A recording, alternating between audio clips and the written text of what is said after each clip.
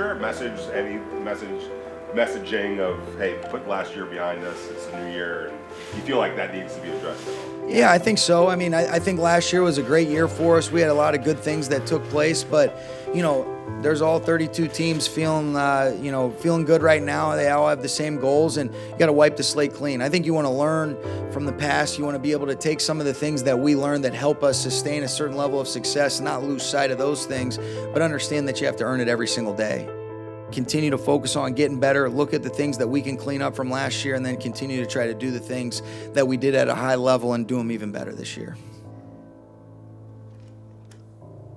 Our players checked out early February, which is a good thing, right? It's better than an early January, late December checkout. And they disappear, and you go through the combine, you go through free agency, you're prepping for the draft. Then all of a sudden, somewhere in this active off-season period, which I don't call it off, it's more, I call it the roster building period, but your players come back to campus, come back to work for the first time. And I think the thing you think about is, okay, I know Sean and his staff, offense and defense, have looked at last year and said, how do we get better? How do we evolve? How do we make our schemes better? How do we develop our players? What do they need to work on? Things like that. And you know, who you're going to battle with every week, it kind of puts it into, okay, 219's here. We're ready to go. That's what an elite athlete looks like right there. What numbers I got here? There he is. There's that famous number we're going to retire one day. Here's that jersey we're going to retire one day. Sound. Huh? Yeah. Absolutely. I can't wait to see this thing in the Raptors one day, huh? Shirt off, shoes off, socks off. These are the player of the year. You up first. Hey, you know you want to take that shirt off, AD. Go ahead and take that shirt. Everybody over here, please, sir. Belts off, too. Pink belts off, too. All right, AD, you up first, brother. I'll guide you through it. Phase one starting today and getting all the guys back. I think the key components today is the assessment day. We assess the guys from a mobility standpoint, looking at these guys from we call it 3D maps and really looking at how they move in all three planes of motion. And then the strength and conditioning stats takes them through a full weight room assessment, and also our sports science department looking at various things from counter movement jumps to high pulls to Kaiser squats.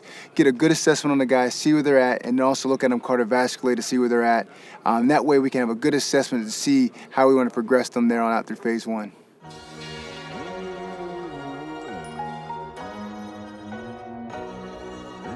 All day. Man, I've been going hard, trying to make it off the boulevard. Find a way for me and my squad. Mama always said I was a star. Yeah, I've been going hard, trying to make it off the boulevard. Find a way for me and my squad. Cause I wanna shine bright just like a star. We're going now just a little conditioning assessment test. So we break it down in bigs, mids, and skills, and just getting a good assessment from a cardiovascular standpoint to see where that, so we can progress our phase one appropriately. They're excited to be back. You can tell they got a taste in their mouth that they want to kind of start where they left off, which I think is awesome. And more than anything, we have such great guys, and just to have them all together and see them having a good time, having a smile on their face, it's pretty special to have them back. Family on three, 1, 2, 3. Family. Simple. Let me get this one. How's it feel to be back? How was your off-season? It feels good to be back. You kind of miss the guys and hanging out in the locker room and kind of just messing around and stuff like that. So the media, I miss you guys as well. Travel at all? Done anything fun or? Same old me, back in Pittsburgh, doing the same stuff I always do, just working out. No, honestly, I took about 2-3 days off. What was your reaction when the Lions put in an offer sheet for Malcolm, and then when the Rams eventually did come back and match the offer sheet around? I was happy. Malcolm's my boy. We came in together same year. I wish we would have paid him a little bit more money, but that's, neither here nor there. I just got to speak up for my boy. So I'm super happy he's back, though. Super happy. That's my guy. So happy for him. Man, I'm a chill dude, man. Like, I listen to a lot of music. I'm not much of a music guru. I'm just a music fan. I got the records, like the vinyls and stuff, they gonna think I'm, this came out on this date, and, Bob Marley did this, and, Erykah Badu did. I'm not really, into it like that, but I'm definitely a fan of the music.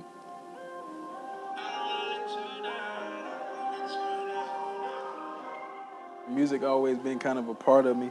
A bunch of albums on the wall that I just a fan of, you know what I'm saying? We got some Drake, some Kanye, got the Bob Marley, Travis Scott, K-Dot. Definitely my girl Lauren, Miss Badu, for sure. I got CDs, Big Sean in here. To be honest, this is probably one of my favorite albums, this Ambition album. Just the timing of it when it came out, like the meaning of, having ambition, like when I first got to college and like just what it meant. Here's Malcolm Brown. Did he stay in bounds? Yes, he did. Touchdown, Texas. In my career there, it was a little bittersweet. The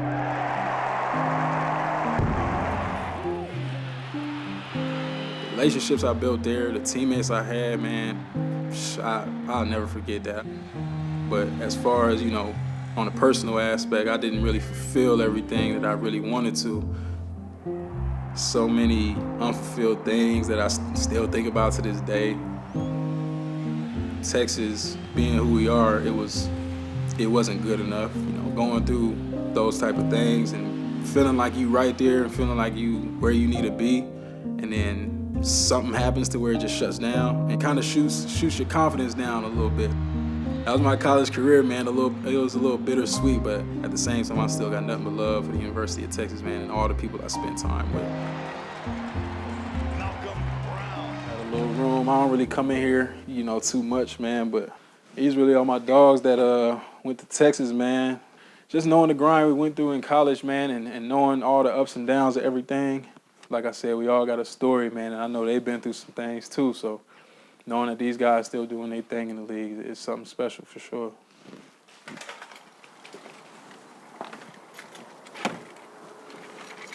Seemed like I've been with Malcolm for 10 years.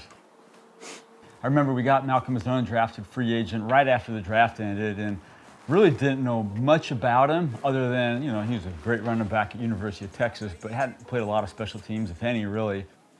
And just seeing the development of Malcolm from undrafted to practice squad, learning how to be a pro, learning his role on offense, figuring out what it takes to be a core four special teamer from a backup running back position that hadn't done it. I love Malcolm. He's been great. He's critical for our football team. Look out, little head. The Mike T, what up, man? Yeah, you know that. Well, he always get my morning started, man. He always get it right. He always try to come talk to me, man. Cup of Joe, what you got in there, bro? Oh, nah, just, little hen dog. Little hen dog to start the morning. What up, Red? You good? I know about that sweater in for you. I told you they was gonna act the fool up in here, man. Let me get up out of here, man. Where they can stop messing with me. Yeah, this the shop, man. This the shop. You see the barber joint right there? This the shop. That's where we get it all out. Yeah.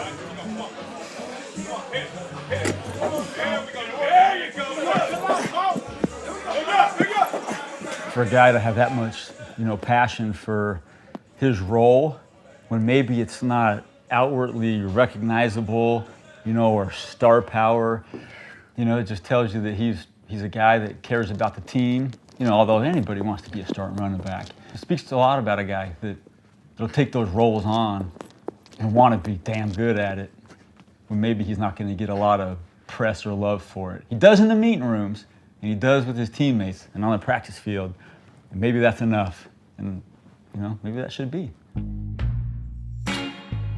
Just being a young guy and having to switch your mindset to go play special teams, from being a man to just being a role player, that's harder for some guys. Once Bones pretty much told us, like, all I want to see is effort, like, I knew, like, I was like, oh yeah, I got that. That's easy then. Like, that's kind of how my career was born, man. Like, and I appreciate that. Like, to this day, like, I'll tell Bones, like, man, you a big part of the reason I'm here, like, right now. Like, I got nothing but love for Bones. So here he is again. We're kicking off against Seattle this past season. We go kick direction over here.